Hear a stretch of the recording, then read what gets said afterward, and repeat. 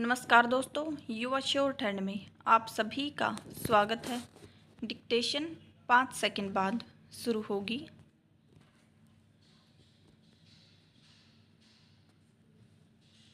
So be ready, start. सभापति महोदय, वित्त मंत्री महोदय ने जो बजट सदन के सामने प्रस्तुत किया है वह बहुत ही बुद्धिमानी के साथ तैयार किया हुआ बजट है। विराम। उन्होंने कोशिश यह की है कि अमीर और गरीब कोई भी कर से बच न पाए। विराम। लेकिन उन्होंने उद्योगपतियों को थोड़ी सी छूट भी दी है। विराम। जो बड़े बड़े पूंजीपति लोग हैं उनको कर से कुछ मुक्त किया गया है, कुछ सुविधाएं दी हैं। विराम। मैं नहीं समझ पाया हूँ कि ऐसा उन्होंने क्यों किया है। Question mark. वह जो चाहेंगे उसको करेंगे। विराम। लेकिन मैं भी जो सोचता हूँ उसको आपके सामने रखना चाहता हूँ। विराम। पहला, इस विषय पर 3-4 दिन से चर्चा हो रही है। विराम। मैंने उसको सुना है। विराम। इस या उस पक्ष के किसी भी माननीय सदस्य ने यह निवेदन नहीं किया है कि खाद और पंपिंग सेट के ऊपर जो कर लगाया गया है वह उचित है। विराम। सभी ने यह कहा है कि उसको माफ़ कर दिया जाना चाहिए। विराम।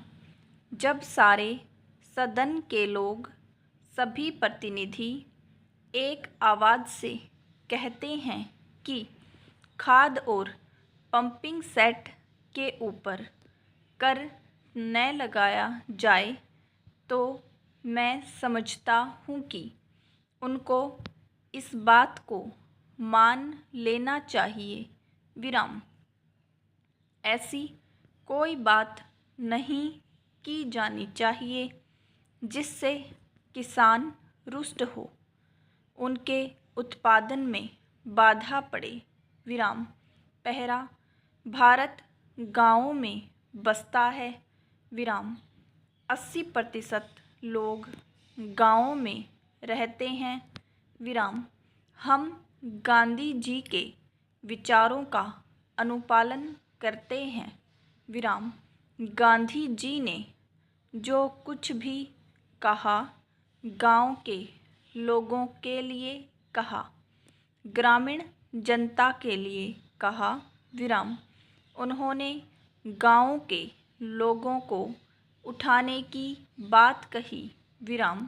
कोलकाता, चेन्नई, मुंबई, दिल्ली आदि शहरों के रहने वाले लोगों की ही उन्नति हो और गांव में रहने वाले की न हो, ऐसा उन्होंने कभी नहीं कहा।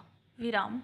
वित्त मंत्री महोदय भी गांधी जी का शिष्य अपने आप को कहते हैं और उनका रूप अपने रूप में देखते हैं और वह हैं भी। विराम। इसलिए उनका यह कर्तव्य होना चाहिए कि गांधी जी के विचार के अनुसार वह सारे देश में मद्य निषेध को कार्यान्वित करें। विराम।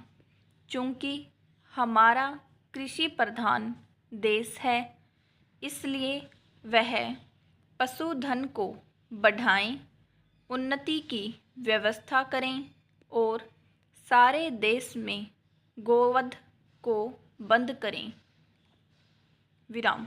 सरकार ने यह संकल्प लिया है कि हिंदुस्तान में समाजवादी समाज और लोक कल्याणकारी राज्य की स्थापना की जाएगी विराम। इस समय देश में आर्थिक विषमता अधिक है विराम।